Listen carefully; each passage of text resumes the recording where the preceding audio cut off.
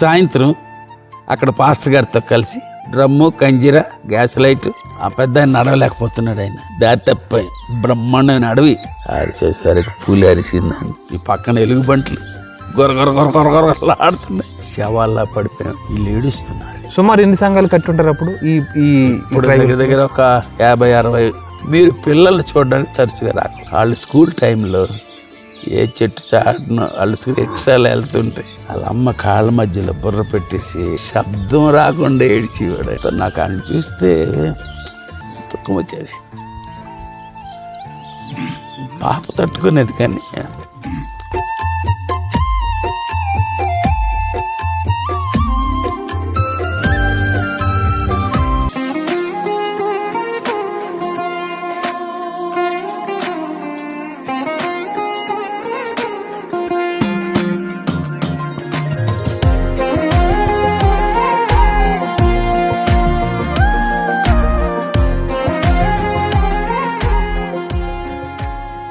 ప్రభువైన యేసుక్రీస్తు నామమునకు మహిమ, ఘనత, ప్రభావం కలుగునుగాక. మనం ఇప్పుడు విశాఖపట్నానికి సుమారుగా 150 కిలోమీటర్లు, అంటే ఒక ట్రైబల్స్ ఉన్న ప్రాంతానికి, అంటే అరకు నుండి సుమారు ఒక 35 కిలోమీటర్ల లోపలికి కొండ మీద ఒక బూర్జా అనే ప్రాంతంలో మనం ఉన్నామండి. ఇక్కడ ఉన్నది అందరూ కూడా గిరిజనులు. అయితే ఇప్పుడు మీకు చూపిస్తున్నాను కదా ఆ రోడ్లు, అవన్నీ చూడండి. ఇప్పుడే చూడటానికి చాలా భయానకంగా అనిపిస్తున్నాయి రోడ్లన్నీ కూడా. కానీ మనతో ఉన్నటువంటి దైవ సేవకులు, అలాగే బూర్జా అనే ఈ ప్రాంతానికి మిషనరీగా పంపబడినటువంటి జార్జ్ ఎర్నెస్ట్ స్టీవెన్సన్ గారు, అలాగే వారి యొక్క సతీమణి అనుపమ స్టీవెన్సన్ గారు, వారు మరి 1977 ఆ సంవత్సరంలోనే ఇక్కడికి కాలినడకన, అలాగే కొన్ని దినాలు గుర్రాల మీద వచ్చి ఈ మారుమూల ప్రాంతానికి సువార్త ప్రకటించడానికి వారు సమర్పించుకున్నారు. ఇప్పుడు మనం చూస్తున్నాం కదా, ఎక్కడైతే జన సంచారం ఉంటుందో, ఎక్కడైతే పట్టణాలు ఉంటున్నాయో అక్కడే ఎక్కువ సంఘాలు వెళ్ళటం మనం చూస్తూ ఉన్నాం. ఇంకొక ముఖ్యమైన విషయం ఏంటంటే, వీరు మంచి రైల్వే ఉద్యోగి. ఆ ఉద్యోగానికి కూడా రాజీనామా చేసి ఈ సేవకు వారు సమర్పించుకున్నారు. అయితే వారి యొక్క రక్షణ సాక్ష్యాన్ని క్లుప్తంగా తెలుసుకొని ఈ సేవా పరిచర్య ఎలా చేశారు, ఎన్ని ఒడిదుడుకులు వారు ఎదుర్కొన్నారు.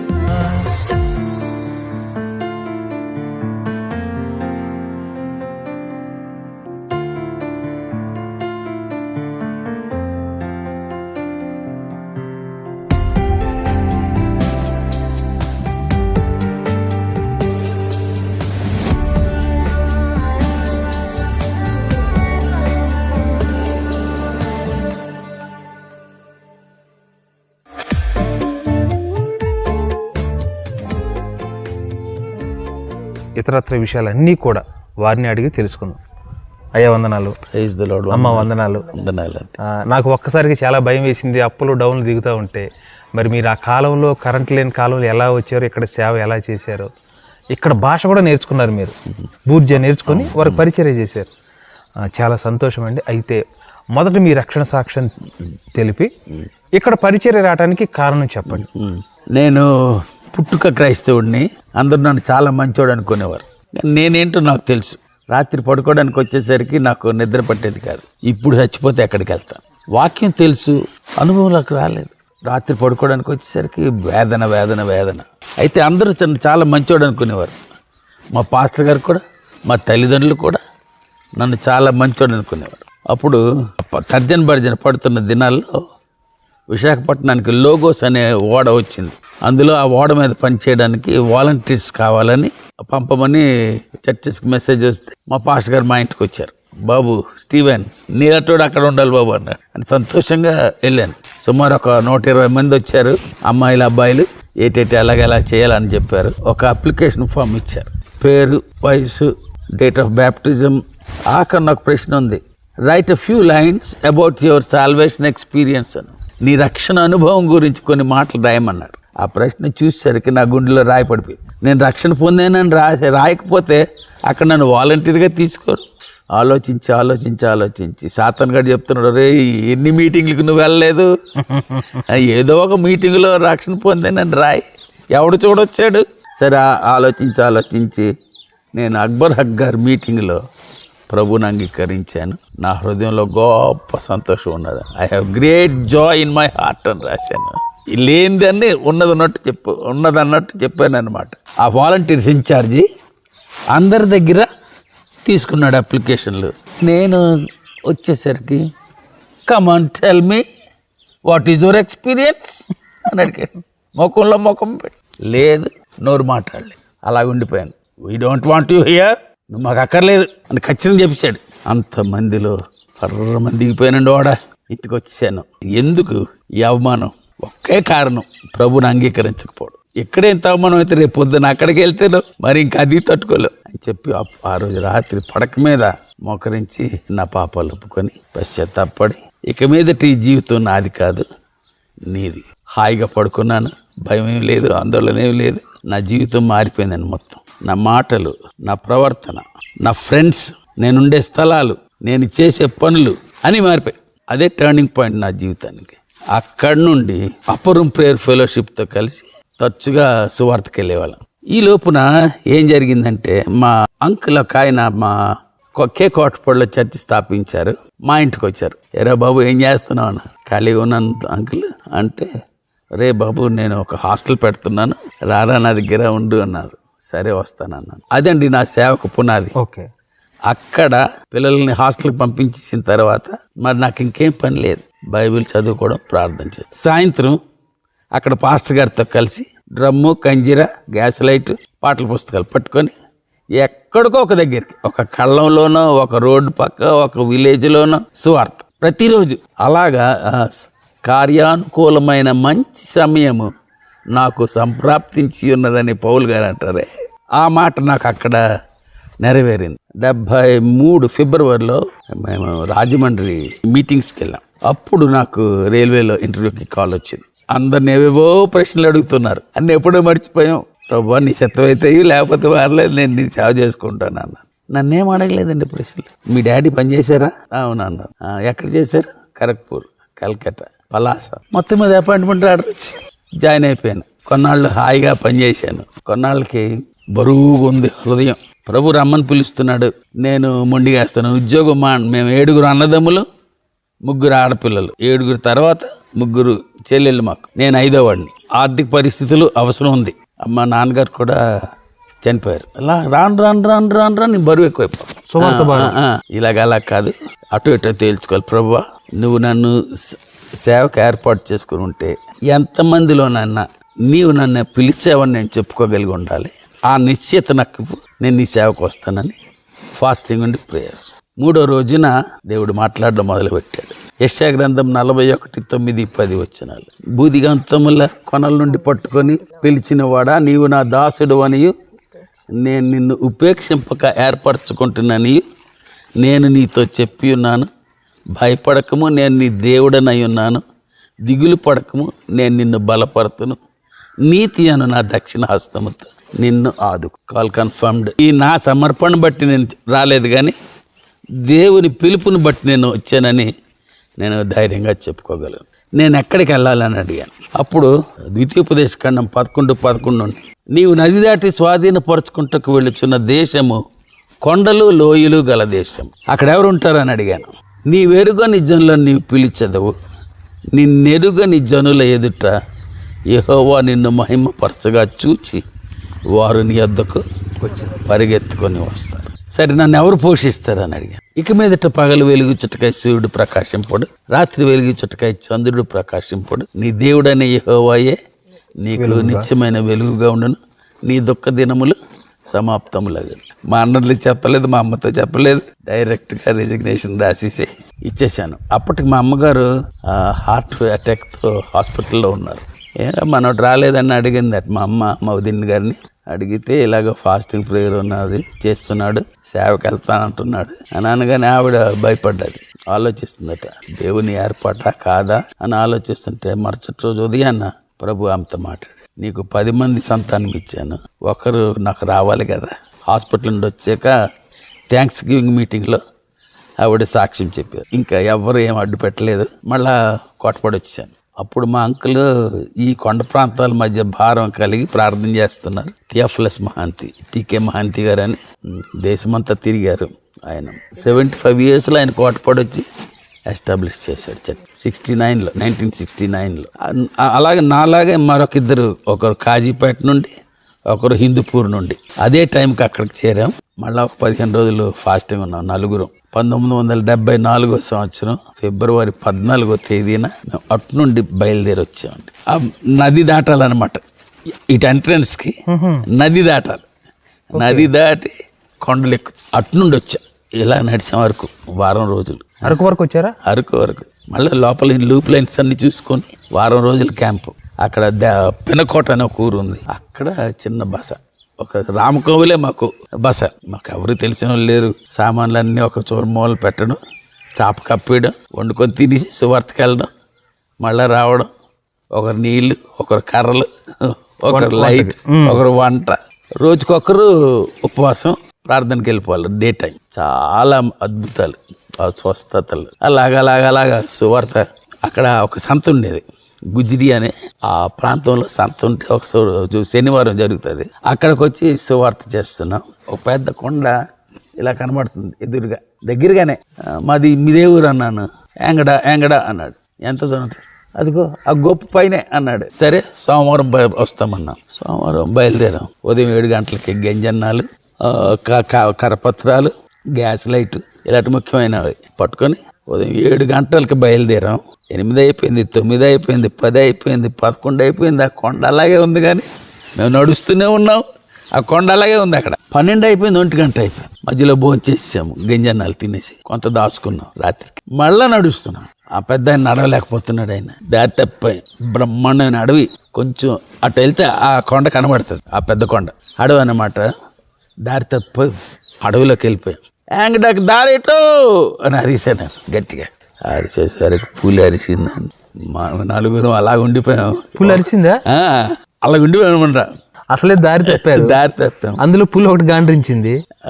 మనకి నోటి మాట రాలేదు. కొంతసేపు ప్రార్థన చేసుకున్నాం. సరే మళ్ళా కొంచెం ముందుకు వస్తే చిన్న దారిలా కనబడ్డది. ఇంకా అయిపోయింది, కొండ వచ్చేసింది. ఇది చేస్తే వెంకట వచ్చేస్తుంది అనుకో. అది ఎక్కాం కష్టం మీద. ఎక్కిన తర్వాత మరో పెద్ద లోయ, దాని వెనకాల మరో పెద్ద కొండ ఉంది. మాకు అప్పటికి సాయంత్రం 5 అయిపోయింది. ఈ పక్కన ఎలుగుబంట్లు గొరగొరగొరగొరగొరలాడుతుంది. మరి లేని శక్తిని కూడగట్టుకొని లోయలోకి దిగి మళ్ళా పైకి ఎక్కామండి.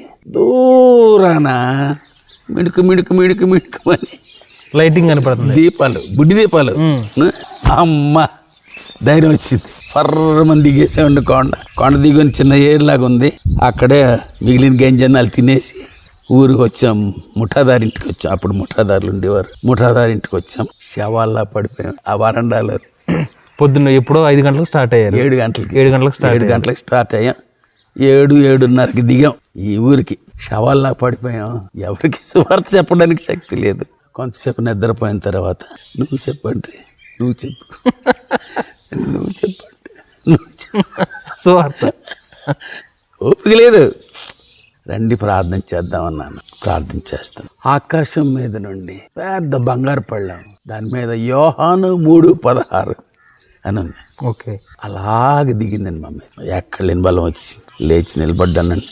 ఊరంతా చేరేసి 80 ఇల్లు ఇలాగ మెట్లు ఉంటుంది అనమాట. టాప్ను ముఠాదారు ఇల్లు. ముఠాదారు అంటే ఊరు పెద్ద అనుకోవచ్చు. ఊరికి పెద్ద. ఆయన అంటే లేదంటే అంతే, ఈక్వల్ టు కింగ్ అనమాట, రాజుల ఊరికి. వాళ్ళని బాబు అని పిలుస్తారు, బాబు. అయితే ఆ రోజు చెప్పానండి యేసు వార్త. మరెప్పుడు అంత దీనిగా యోహాను 3:16 మీద నేను మాట్లాడలేదు. చాలా సంతోషం అయిపోయింది. పడుకున్నాం. తెల్లారి లేచాం. వాళ్ళు వేడి గంజన్నో బెల్లం ముక్క నంచుకోవడానికి ఇచ్చి మళ్ళీ దిగడం మొదలెట్టు. అది ఫస్ట్ ఎక్స్పీరియన్స్. 3 యవనస్తులు వచ్చాం కదా. ఒక ఆయన జాలాడ, నేను వేంగడ, ఒకడు పినకోట. 3 ఏరియాలకి. నేను పెళ్ళి అయిన తర్వాత ఈవిడ అక్కడికి వచ్చింది. 1 సంవత్సరం ఉన్నాం. ఒక 2 రూపాయలు ఇచ్చి గొడ్డలు కొనుక్కున్నాను. అడవికి వెళ్ళేవాళ్ళు, కర్రలు తెచ్చుకునేవాళ్ళు. ఒక బింది నీరు తెచ్చి ఒక అరగంట పడుకునేది. ఒక చిన్న గది ఇచ్చారు, అందులో ఉన్నాం. దేనికన్నా ఇటే వెళ్ళాలి, ఇటే రా. ఓసారి 1977లో మ్యాసివ్ గాస్పెల్ క్యాంప్, 5 డిఫరెంట్ రూట్స్లో టీమ్స్ కింద విడదీసి, నువ్వు ఇక్కడి నుంచి బయలుదేరి అక్కడికి వెళ్ళు, నువ్వు అక్కడి నుంచి బయలుదేరి అక్కడికి వెళ్ళు. అలాగా ఏరియా అంతా సర్దేసి 77 మేలు ఇటు వచ్చాం. అలా గ్రామాలన్నీ చూసుకొని ఇప్పుడు దోబరగిని అని చెప్పాను. ఇక్కడ 3 రోజులు బస్ చేసి చుట్టుపక్కల గ్రామాలన్నీ తిరిగి వెళ్ళిపోతున్నప్పుడు వీళ్ళు ఏడుస్తున్నారు. ఇక్కడ మాకు ఈ దేవుడి గురించి ఎవరు చెప్పలేదు, మీరు రండి. ఎక్కడొచ్చేస్తున్నాం, సరే మీరు యేసు ప్రభుని అడగండి, ఒకవేళ ఆయన నన్ను రమ్మంటే నేను వస్తానన్న. అప్పటికే నాకు పెళ్ళైంది, ఓ పాప. నేను ప్రార్థన చేస్తాను, ప్రభువా బూర్జ సంగతి ఏంటి, నా ప్రియుడా లెమ్ము రమ్ము మనము పల్లెలకు పోదము గ్రామ సీమలలోనే వసింది. నేను ఒంటరిగా వెళ్ళాలా ఫ్యామిలీతో వెళ్ళాలా అని అడిగి బయలుదేరాను. కానీ అన్ని క్వశ్చన్స్. అంత దూరం సామాన్ ఎవరు మోస్తారు, ఇల్లు లేదు, భాష రాదు, దారి తెలియదు. అతడు తన సొంత గొర్రెలన్నింటినీ పేరు పెట్టి పిలిచి వెలుపలికి నడిపించు. మరియు అతడు తన సొంత గొర్రెలన్నింటినీ పేరు పెట్టి పిలిచి వెలుపలికి నడిపించినప్పుడెల్లా వాటికి ముందుగా నడుచును. ఆ వాక్యం చూడగా నాకు చాలా ధైర్యం వచ్చింది. 2 బస్సులు మార్కొని వచ్చాం. ఇక్కడ ఎవరైనా క్రిస్టియన్స్ ఉన్నారా అంటే అలా గేట్ దగ్గర చెక్ పోస్ట్ దగ్గర క్రిస్టియన్ టీచర్స్ ఉన్నారు, అక్కడికి వెళ్ళండి అంటే అక్కడికి వెళ్ళి అడిగాను.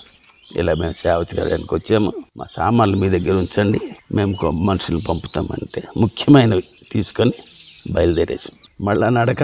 సాయంత్రం ఈ టైం అయిపోయింది, ఇప్పుడు నడలేకపోతుంది, ఒక చలి, కాళ్ళు వంకర్లు పోతున్నాయి, మంచి అడవి. అప్పుడు వచ్చాడు ఈ ఊరు అతను, యేసు ప్రభు ఎక్కడికి వెళ్తున్నావు అని అడిగా. మీ ఊరే వస్తున్నాను, ఏమైనా బరువు ఉంటే ఇచ్చి నేను తీసుకెళ్ళిపోతాను అన్నాడు. సరే సంచి ఇచ్చేసాం. నడుస్తుంటే మరొకడు వచ్చాడు వెనకాల. యేసు ప్రభు ఏంటి ఇక్కడ ఉన్నావు అని అడిగా. మీ ఊరు వస్తున్నాను, మరి అడిగారు కదా యేసు ప్రభుని గురించి చెప్పమని, అందుకు వస్తున్నానంటే అతను మాతో ఉండిపోయాడు. రాత్రి 9కి చేరామండి ఇక్కడికి. ఆ కొండలు ఎలా దాటామో, అడవిలు ఎలాగ దాటాం, కట్టికి చీకటి, ఇలాగా సేవ మొదలైంది. ఇక్కడ అలాగ రోజు మీటింగ్ పెట్టేవాడిని, రోజు జనాలు వచ్చేవారు. అలాగ 1, 2, 3 మొదటి విశ్వాసి చాలా సీరియస్ అయిపోయాడు. అప్పుడు మా పాపకు పాల డబ్బాలు అరకులో లేదు, ఎస్కోట్లో లేదు, వైజాగ్ వెళ్ళాల్సిందే. నేను వైజాగ్ వెళ్ళాను పాల డబ్బాలు తేడానికి. ఈయన చాలా సీరియస్ అయ్యి వాళ్ళందరూ వచ్చి ఈ దేవుడిని నమ్ముకున్నావు కాబట్టే నువ్వు ఇలాగయ్యావు, ఇందా కళ్ళు తాగు, సారా తాగు, ఇస్తే నేను చచ్చిపోయి పరలోకానికి వెళ్తాను, కానీ నేను ఇవి తీసుకోను అని చెప్పాడు. నేను ఇంకా వైజాగ్ నుండి రాకముందే చచ్చిపోయాడు. ఊరంతా కళ్ళ బిల్లులం అయిపోయింది. వచ్చేసరికి అతని భార్యని చంపేస్తామని మరుదులు చాలా హడాడు. అందరినీ శాంతపరిచి, బాబు యేసు ప్రభుని నమ్ముకోకుండా చచ్చిపోవడం అంటే ఏటో, యేసు ప్రభుని నమ్ముకున్న తర్వాత చచ్చిపోవడం అంటే ఏటో క్లియర్గా చెప్పాను. చెప్పిన తర్వాత కొద్దిగా చల్లారింది. అలాగా మొదలుపెట్టి no post office, no letters, contact అనమాట, నో ఫోన్, నో రేడియో. బయట ఏం జరుగుతుందో ఇక్కడ తెలియదు, టైం తెలీదు. చాలా మంది ఆడపిల్లలు పాటలు పాడేవారండి. నేర్పించాను 100 తెలుగు పాటలు కంటత. ఇప్పుడు నేను మర్చిపోయాను కానీ వాళ్ళు మర్చిపోలేదు పాటలు. ఇప్పుడు వీళ్ళు పాడతారా తెలుగు పాటలు? చాలా మంది విశ్వాసులు అయ్యారు. ఇంకా అలాగా గ్రామాలు ఈ కింద నుండి అలాగా లోయలోకి దిగితే వాలాసి నుండి గొర్రెగుమ్మి నుండి మేడపర్తి నుండి బొర్రా గేట్ వలస నుండి కోనాపురం నుండి ఆర్కే నగర్, అవన్నీ సంఘాలు ఏర్పడ్డాయి. ఇప్పుడు అన్ని చాలా మందికి ఇచ్చేసాం, కానీ అవన్నీ మన ద్వారా వచ్చింది. అప్పుడు ఎలా వెళ్ళేవాళ్ళు? ఇదంతా కాలినడకేనా? మరి ఇప్పుడే రోడ్లు ఎంత అధ్వానంగా ఉన్నాయి కదా, అప్పుడు ఎలా ఉండేవి? రోడ్లు లేవండి, వట్టి కాలిబాట ఉండేది. ఇది ఇలా ఇంకా కాలిబాట ఉండేది, కాలిబాట, కొండ, అడవి. మరి మీకు అప్పుడు ఏం అనిపించేది కదా, ఎందుకు ఇక్కడ వచ్చిన పరిచయం ఎక్కడన్నా సిటీలోకి వెళ్తే బాగుంటది? అసలు ఆ థాటే రాలేదు. సుమారు ఎన్ని సంఘాలు కట్టి ఉంటారు అప్పుడు? ఇప్పుడు దగ్గర ఒక 50-60 కాంగ్రిగేషన్ చాలా ఉన్నాయి, మందిరాలు ఏర్పడిన ఒక 50-60 ఉన్నాయి. ఇప్పుడు వాళ్ళన్ని ఆ సంఘాలు ఇప్పుడు సేవకులు ఉన్నారండి? ఉన్నారు. మన ద్వారా తయారైన వాళ్ళు ఉన్నారు. అంటే ఇక్కడ గిరిజనులే. మా పాలసీ ఏంటంటే ఎక్కడ సేవకుడు ఉన్నా మనం సేవకు సహకరిస్తాం, సేవ అతంది, సంఘం అతంది. అది పాలసీ. మన పేరు పెట్టుకొని ఇండిపెండెంట్ ఇది లేదు, తను స్వతహాగా సేవ చేసుకొని ఆత్మలు సంపాదించుకో, అదే నీ ఆస్తి. అవును. తర్వాత మీరు అమ్మగారు మీరు ఇటు యవ్వన ప్రాయంలో అట్లా ఉన్నారు కాబట్టి తిరిగారు, సరిపోయింది. ఇప్పుడు తర్వాత మీకు పిల్లలు దేవుడు ఇచ్చారు కదా, అంటే మరి వాళ్ళ భవిష్యత్తు గురించి ఏమైనా ఆలోచించారా? భవిష్యత్తు దేవుని చేతిలో ఉందన్న ధైర్యం ఉంది కదా. పిల్లలు ఇక్కడ ఏ స్కూల్ మరి స్కూల్ లేవు కదా, స్కూల్స్ లేవు. మా ఆంటీ చెప్పాను కదా ఇందాక, శుభ్రంగా తిట్టేసింది నన్ను ఆవిడ. అరే బాబు, నీ పిల్లల్ని నేను చదివిస్తానన్నారు. కండిషన్ ఏంటంటే మీరు పిల్లల్ని చూడడానికి తరచుగా రాకు. ఒకవేళ వస్తే రాత్రి 10 గంటల తర్వాత వాళ్ళు పడుకుంటూ పోయిన తర్వాత రా, టీలో నుండి చూసి సరిపోతే ఏం చేస్తారు. లేకపోతే ఏం చేసేవాళ్ళు అంటే వాళ్ళు స్కూల్ టైంలో ఏ చెట్టు చాటునో వాళ్ళు రిక్షాలు వెళ్తుంటే రాత్రి 10 గంటలప్పుడు వెళ్ళి వాళ్ళని చూసి వచ్చేసి రోడ్డు మీద వచ్చి మేము బోర్మని. అప్పుడు మీకేం అనిపించలేదండి ఈ ఎందుకు ఇలాగా పిల్లలతో ఉంటే బాగుంటుంది కదా అని అనిపించింది అప్పుడు? దేవుని పని కదా, ఆ థాట్ రాలేదండి. కొన్ని పిల్లలు ఏమైనా అడిగేవారు మిమ్మల్ని మీతో వస్తామని? మేము పిల్లల్ని చూడడానికి వెళ్ళేటప్పుడు మా బాబుగాడు వాళ్ళ అమ్మ కాళ్ళ మధ్యలో బుర్ర పెట్టేసి శబ్దం రాకుండా ఏడిచేవాడు. నాకు ఆయన చూస్తే దుఃఖం వచ్చేసి.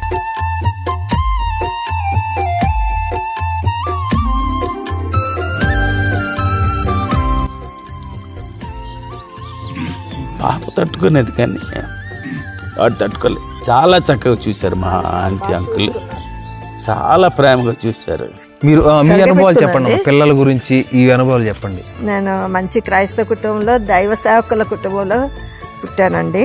చిన్నప్పటి నుంచే వాక్యం తెలుసు. మా తాతగారు నిజంగా చూస్తే ఆయనలో ఉన్న దైవత్వాన్ని నేను బాగా ఆరాధించేదాన్ని. ఆ దేవుని యొక్క సేవకుడిలాగా ఉండాలి అని చెప్పి చిన్న వయసులోనే. అది అలా దేవుడు అంటే నాకు చాలా ప్రేమ, చాలా ఇష్టం.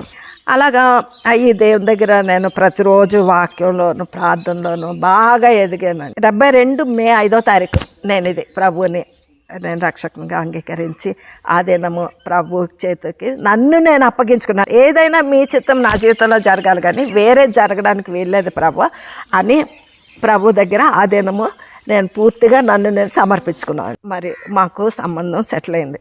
అదైన తర్వాత వచ్చింది ఈయనకి జాబ్. తర్వాత రిజైన్ చేశారు. ఇంకా ఏదైనా సరే దేవుని చిత్తంలో ఉండడం నాకు ఇష్టం కాబట్టి సంతోషంగా దేవుని సేవకి మేము వచ్చాము. అప్పుడు ఈ క్యాంప్ అంతా వేశారు 4 టీముల్లోనూ.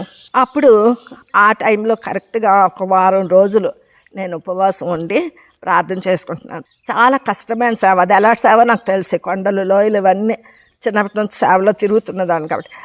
అక్కడ అంత భయంకరమైన ప్లేస్లో మరి ఏదైనా జరిగితే నేను ఆయన మీద ఆడకూడదు. మీరు నా దేవుడు నన్ను తెచ్చారు కాబట్టి మీ సహాయం మీ దగ్గర నుండి నేను పొందుకోవాలి, మీ దగ్గర మొరపెట్టుకోవాలి, కానీ ఆయన మీద మరి నిందించకూడదు అని చెప్పి నేను ప్రభు దగ్గర ప్రార్థన చేసుకున్నాను. 5 days అయిపోయింది, ఇంకా 6th day అనమాట. యెషయా 43వ అధ్యాయం 1వ వచనం. యాకోబు నిన్ను సృజించిన యెహోవా, ఇశ్రాయేలు నిన్ను సృజించిన వాడు ఇలా సెలవిచ్చున్నాడు, నేను నిన్ను విమోచించి ఉన్నాను, భయపడకము, నేను నీ పేరు పెట్టి పిలిచి ఉన్నాను, నీవు నా సొత్తు అని చెప్పి ప్రభు పిలిచారు. ఇలాగా ఎంతో ధైర్యపరిచి ఎన్నో మాటలతో ప్రభు నన్ను ఆ సేవకి పిలుచుకున్నారనమాట. అందుకే నేను ధైర్యంగా అప్పటి నుంచి ఇప్పటివరకు నాకు ఏ డౌట్ లేదండి. ఎప్పుడు ఆయన రైల్వే జాబ్ మానేశారా, ఆయన ఫ్రెండ్స్ అందరూ పెద్ద ఇంజనీర్లు అయిపోయారు, అంతా జాయిన్ అయిన వాళ్ళు. వాళ్ళకి అలాగే మా పిల్లలతో పాటు వాళ్ళకి పిల్లలు అన్నమాట. వాళ్ళ పిల్లలతో పాటు మా పిల్లలు చదువుకున్నారు తింపనే స్కూల్లో. మాకు ఏమీ ఎక్కడ లోటు చేయలేదు. కాకపోతే వాళ్ళు లోక రీతిగా వెళ్ళారు, మేము దేవుని రీతిలో, మేము సేవా రీతిలో మేము నడుస్తాం. ఎప్పుడు నాకు అందుకే ఇటువంటి ఎందుకు వచ్చాను సేవకి అన్న మనసే ఎప్పుడు రాలేదండి. అయితే అమ్మ, పిల్లల విషయంలో అంటే మీరు మదన పడిన సందర్భాలు ఉన్నాయా? అంటే పిల్లలు ఒక దగ్గర ఉంటున్నారు, మీరు ఎక్కడ ఉంటున్నారు, వాళ్ళకి సరైన ఆహారం పెట్టలేక, సరైన ఎడ్యుకేషన్ ఇవ్వలేక, ఏమిటి పరిస్థితి అన్న. భార్యగా అయితే అయ్యగారు మీరు వెంబడిస్తారు, మీరు కష్టమో నష్టమో పడతారు. కానీ పిల్లల విషయం వచ్చేసరికి కొంచెం తల్లి మనసు కొంచెం ఎక్కువ ఆలోచిస్తుంది. ఆ విషయం మీరు ఏమైనా చెప్పగలుగుతారా అలాంటి సందర్భాలు? మా పిల్లలకి మొదటి నుంచి దేవుని మీద ఆధారపడడం నేర్పించామండి. చిన్నప్పటి నుంచి వాళ్ళకి నేనే తినిపించేసేదాన్ని గబగబా. అమ్మ ఇలా సేవకి వెళ్తున్నాము, దేవుని యొక్క సువార్త చెప్తున్నాము, అక్కడ అసలు కొండల్లోనూ అసలు అక్కడ ఏమీ ఉండదు, అలా మనం ఇలా మా ఆహారం తింటున్నాం, వాళ్ళకి ఏమీ ఉండదమ్మా, వాళ్ళకి హాస్పిటల్ ఉండదు, ఏమీ ఉండదు అనుకొని వాళ్ళ గురించి అలాగా కబుర్లు చెప్తూనే తినిపించేసేదాన్ని అండి. నాకు ఎక్కువ వంటలు ఉండేవి కాదు, వాళ్ళతోటి తినట్లేదని బాధ ఉండదు, అలా చక్కగా అలా చేసేసుకునేదాన్ని. అయితే వాళ్ళకి ఈ కొండల్లోకి ఒకసారి అప్పుడప్పుడు మేము ఈ ఊరికి చిన్నపిల్లలు కదా, సెలవులకి మేము తీసుకొని వచ్చినప్పుడు ఒక 10 రోజులు వాళ్ళని మా దగ్గర ఉంచుకున్నాము.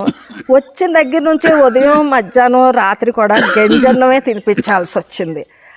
అలా తినిపించేస్తున్నాను, వాళ్ళ కబుర్లు చెప్పడం తినిపించడం అలవాటు నాకు తినిపిస్తున్నాను. కానీ ఒకసారి నేను బాధపడ్డాను, ప్రభువా అందరూ పిల్లలు సెలవులకి ఇంటికి వస్తే ఏదో మంచి పెడతారు కదా, ఒకే రీతిగా నేను గంజన్నమే పెడుతున్నాను తండ్రి, ఏమీ పెట్టలేకపోతున్నాను అని అన్నాను ప్రభుతోటి. అంతే, మర్చిపోయాను. తర్వాత ఈ ఊరు నుండే మేము అరకు వ్యాలీ వచ్చామండి. పిల్లల్ని భుజాల మీద వేసుకొని నెమ్మది కొంచెంసేపు నడిపించుకొని అలాగా అరకు వ్యాలీ నడిచే వెళ్తే ఇక్కడి నుంచి మరి 25 మైళ్ళు అరకు వ్యాలీకి వెళ్ళడానికి. అది నడుచుకొని వెళ్ళిన తర్వాత పద్మాపురం గార్డెన్స్ ఆ పక్క నుండి మేము వెళ్తున్నాం. అక్కడ అన్ని సీమచింత చెట్లు ఉన్నాయి.